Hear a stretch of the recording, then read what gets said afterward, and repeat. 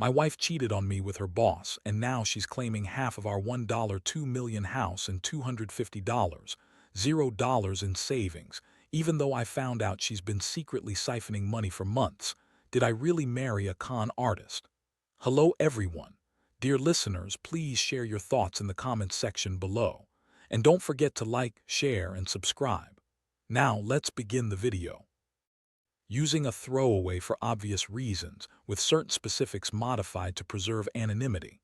I never thought I'd be the guy sitting here, writing all this out, but here we are.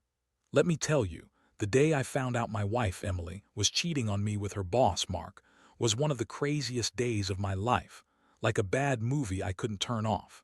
It all started with little things, you know.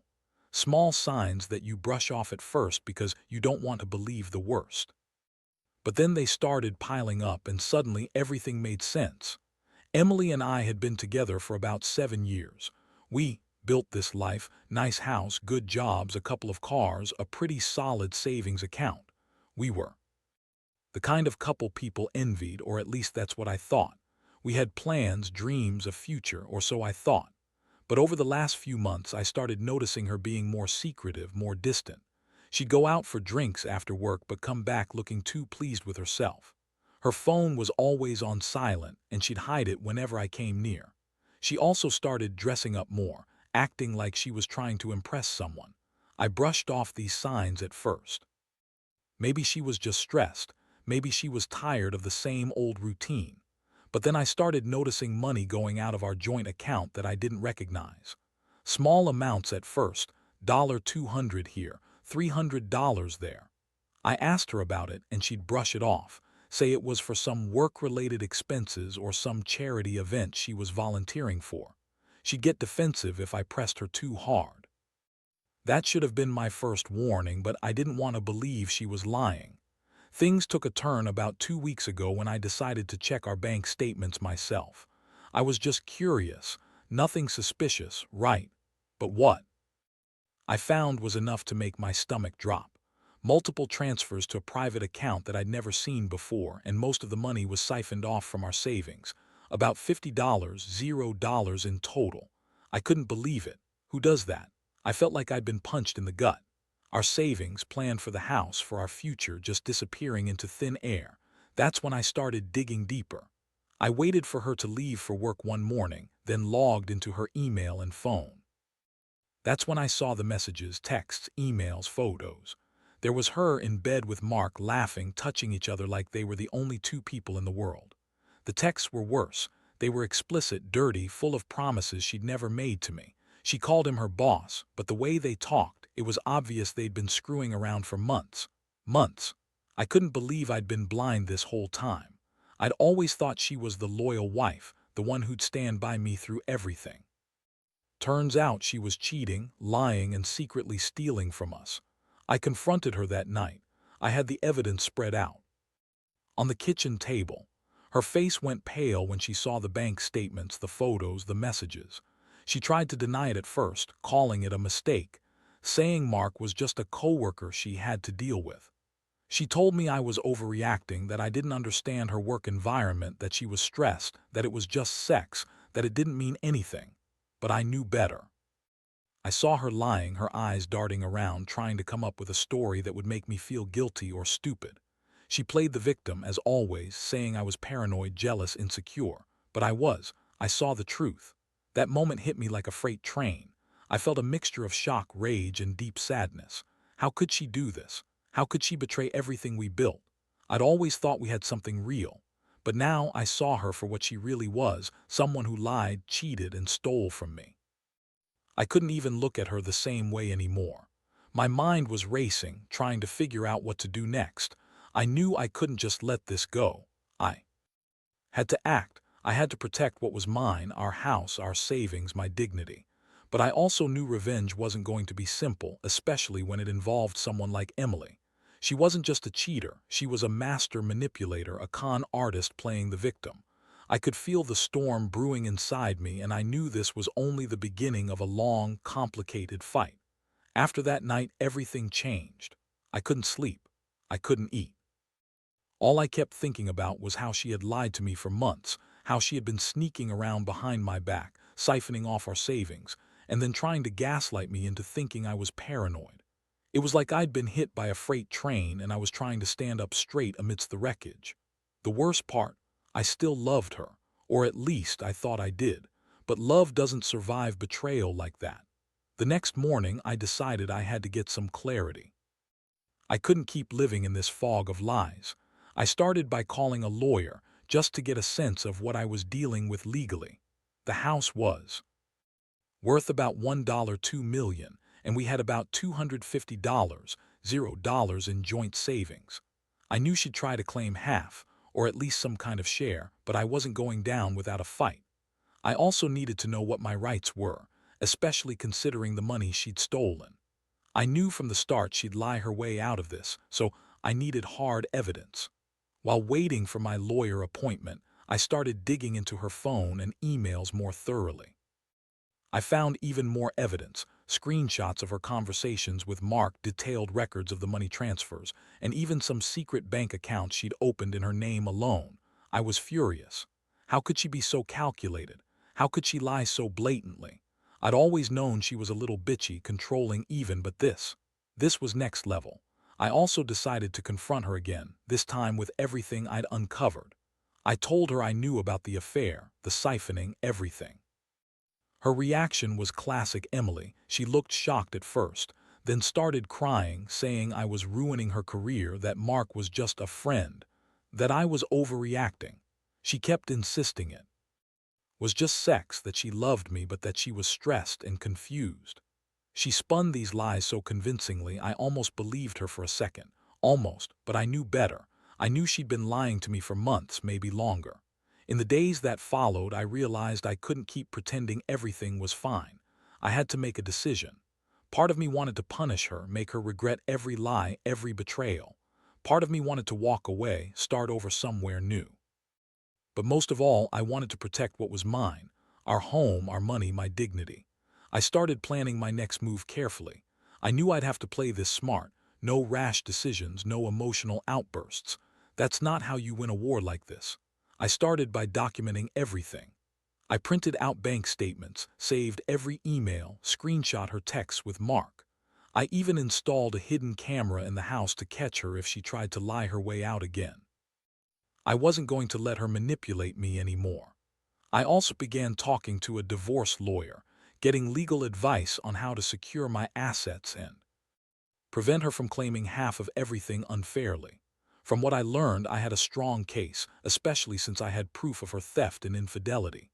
Meanwhile, Emily kept up her act. She'd come home, act like everything was normal, then throw tantrums when I pressed her on anything. She called me paranoid, insecure, jealous, her usual tactics. I just stayed quiet, letting her dig her own grave. I knew her kind. She's good at lying, good at manipulating. But I was learning her game, and I wasn't going to fall for it anymore. I could feel the anger simmering beneath the surface, but I kept it in check. I had to be smart about this. Revenge, I realized, wasn't just about hurting her, though that thought did cross my mind. It was about making sure she didn't get away with what she'd done. Not this time. In the back of my mind, I kept thinking about the house, the money, her betrayal. It was more than just money. It was about trust, respect, the life I thought I had. I'd been naive, maybe, but I wasn't going to let her take everything without a fight. I'd fight for what was rightfully mine, and I'd make her pay for the lies, the cheating, the stealing. I didn't know exactly what that looked like yet, but I knew I had to be patient. The game was just beginning, and I wasn't going down without a fight. Over the next few days, I threw myself into gathering every piece of evidence I could find. I wanted to be prepared, ready for whatever legal battle was coming. I spent hours on the phone with my lawyer, James, who was surprisingly calm and methodical about it. He told me that since I had proof of her infidelity and financial theft, I stood a good chance of protecting most of the assets. But he also warned me that Emily was cunning and would likely try to manipulate the situation to her advantage. That only made me more determined. I also hired a private investigator, not because I wanted to catch her doing something illegal, but because I needed proof of her ongoing affair. Sure enough, after a few days, he brought back footage of her meeting Mark at a fancy downtown hotel. I watched the footage late at night, trembling with rage and disgust. There she was, in her designer dress, giggling and whispering with him like they were the only two people in the world. The sight of her in bed with him, the way she touched him, made my stomach turn. That moment I knew I had to cut her out of my life completely. Meanwhile, Emily kept up her act. She'd come home, act like everything was normal, then try to gaslight me again. She'd say I was making everything up, that I was just paranoid because I didn't trust her. The way she lied, so effortlessly, it was enough to make me question my own mind. But I had the evidence now, and I wasn't going to let her keep spinning her web of lies. I started recording her conversations whenever I could, just in case I needed them later. One night she was particularly bitchy, snapping at me over nothing, trying to make me feel guilty for accusing her of things she didn't do. I sat there, calm but furious, knowing I was about to turn her own game against her. I told her I knew everything about the affair, the siphoned money, the hidden accounts. Her face contorted into something ugly when I laid it all out.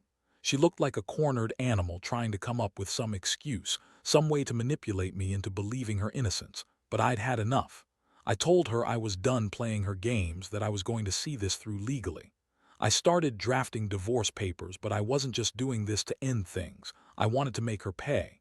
I knew she'd try to claim half of everything, even the money she'd stolen. That's when I decided to set a trap.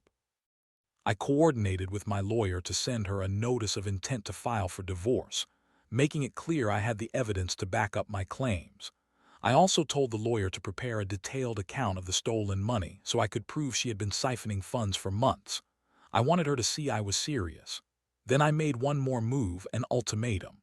I told Emily she had a choice: come clean, admit everything, and agree to a clean separation, or face the legal consequences. I wasn't going to be her fool anymore. I wanted her to understand that I had everything on my side: her lies, her cheating, her theft, and if she tried to fight me, I was ready. I wasn't going to let her walk away with half my house and savings just because she decided to cheat and steal. I had the evidence, and I was prepared to fight for what was rightfully mine. That night I sat alone in the living room, staring at the photos of the life we'd built together. It hit me hard, how much I'd trusted her, how naive I'd been. But I also felt a strange sense of clarity. I realized I'd been living in a fantasy, thinking everything was perfect when, in reality, her betrayal had been brewing for months. I was hurt, yes, but I also felt a resolve I'd never known before. I was going to take everything back: my house, my savings, my dignity, and I was going to make her regret ever crossing me. This wasn't just about money anymore. It was about reclaiming my life from a con artist who thought she could get away with everything. The days that followed were a blur of legal meetings, surveillance, and planning. I could feel my nerves fraying, but I knew I had to stay sharp. Emily, of course, kept up her act, acting like she was the victim, crying, pretending she didn't know what I was talking about. But I had her on tape, with the private investigator and every piece of evidence I needed. The more she lied, the more I saw her true colors. It was like watching a snake slither in the grass, dangerous, deceptive, and utterly ruthless. One afternoon, I confronted her again. This time, I laid out everything I had: her affair, the siphoned money, the hidden bank accounts, the pictures from the hotel. I told her I wasn't going to let her ruin me, not after all we'd built. Her face twisted into a sneer, then a shriek. She told me I was crazy, that I was just jealous, that Mark was just a friend, and that I had no right to take her house or her savings. She argued, yelled, and even tried to guilt-trip me, saying I was ruining her career and her life. But I didn't budge. I knew her game now. She was trying to manipulate me into backing down, but I was done playing her game. That night I sat down with my lawyer again. We went over every detail: how to protect my assets, how to ensure she couldn't claim half of everything, and how to get her to pay back the stolen money. The lawyer told me I had a strong case, especially with the evidence I'd collected. He also advised me to prepare for a long fight because Emily was likely to sue for custody of the house or try to spin things her way. I was ready for that. I had my evidence, my legal team, and a plan. But what struck me most was how calm I'd become. I realized I wasn't going to let her control the narrative anymore. I was going to fight dirty if I had to, use everything I had to make sure she paid for her treachery. I also started thinking about what I wanted next. I didn't want to be with someone who lied, cheated, and stole from me. I wanted out. I wanted her gone from my life, and I wanted to rebuild from the ashes. In the meantime, Emily started to panic. She knew I wasn't backing down. She began making desperate attempts to manipulate the situation, calling friends, trying to get in touch with her boss. Mark even trying to guilt me into dropping everything. But I saw through her. I told her that I was done listening to her lies, that I had everything I needed to prove her guilt, and that she better start preparing for the fallout. I wasn't going to be the fool anymore. One day, she finally snapped. She yelled at me, calling me a controlling bastard, accusing me of ruining her life. She said I was just jealous because Mark didn't want her anymore, that she was the real victim here. I just looked at her and said, "You're a con artist. You lied, you cheated, and you stole from me. If you think you're getting half of my house or my savings, you better think again." That was the moment I knew I was serious. I wasn't going to let her manipulate me anymore. I was going to fight her for everything she tried to take. Now, I'm just waiting for the next legal steps. I've handed everything over to my lawyer, and he's preparing the paperwork for divorce and asset division. I know she'll try to fight, but I have faith in the evidence I've gathered. Honestly, I feel a strange sense of relief, like I'm finally taking control of my life after being a pawn in her game for so long. The betrayal still stings, but I'm angry, and that anger is fueling my resolve. I want her to see that she can't get away with this. I want her to pay for every lie, every stolen dollar, every moment of pain she's caused me, and I'll make sure she does. The legal process has been a roller coaster.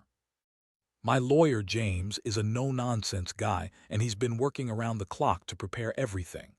We've filed for divorce, and I made it clear I was fighting to keep what's mine: our house, the savings, and most importantly, to hold her accountable for the money she siphoned off. She's fighting back, of course, trying to spin it like I'm the villain here. She claims she's the victim, that I'm just jealous and trying to ruin her career. But I've got the evidence, screenshots, bank statements, the hotel footage, and I'm not backing down. I knew Emily would try every trick in the book. She started calling friends, spreading stories about how I was abusive, controlling, and jealous. She even tried to get a few of her coworkers to testify that I was mistreating her, which was laughable. I've kept all my messages, and I've shown the lawyer the text she sent me, full of insults and threats. I also hired a financial investigator to track her recent transactions, and what I found was shocking. More money moved into her secret accounts, more siphoning, even after I confronted her the first time. One thing that really pissed me off was her attempt to claim she deserved half of the house because she'd contributed to it. She's been bitching about how she deserves her fair share, even though she's been secretly stealing money for months. I told her flat out that she's not getting a dime of our equity unless she can prove she contributed to the mortgage or improvements, which she clearly didn't. I also pointed out that I documented every expense, every payment, and she had no leg to stand on. The thing is, I've learned a lot about her true nature during this process. She's good at lying, good at manipulating, but terrible at keeping her stories straight when faced with evidence. Every time she tries to spin some story, I just sit back and let her dig her own grave. I've become almost numb to her tears and tantrums. Honestly, I feel a strange sense of clarity, like I'm finally seeing her for who she really is. A con artist, a liar, someone who thought she could get away with everything because she's good at acting innocent. Meanwhile, I've started to rebuild my mental state. I've been going to therapy, talking through everything. It's been a relief to finally admit how much she hurt me, but also to realize I'm stronger than I thought. I don't need her approval anymore. I don't need her to validate my worth. I just need to make sure she doesn't get away with stealing my money or screwing me over in the divorce.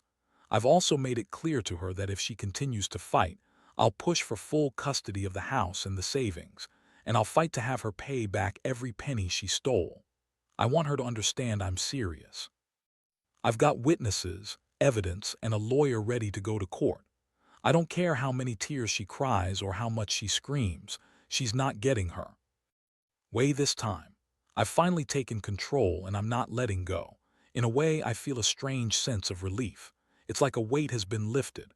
I always thought I'd be with her forever, but now I see her for what she really is, someone who used me, lied to me, and tried to con her way into my life. I don't know what the future holds, but I know I'm done being the victim. I'm done being played, and I'll do whatever it takes to make her pay for the damage she's done. Because at the end of the day, I deserve better. I deserve honesty, respect, and someone who won't cheat or steal from me.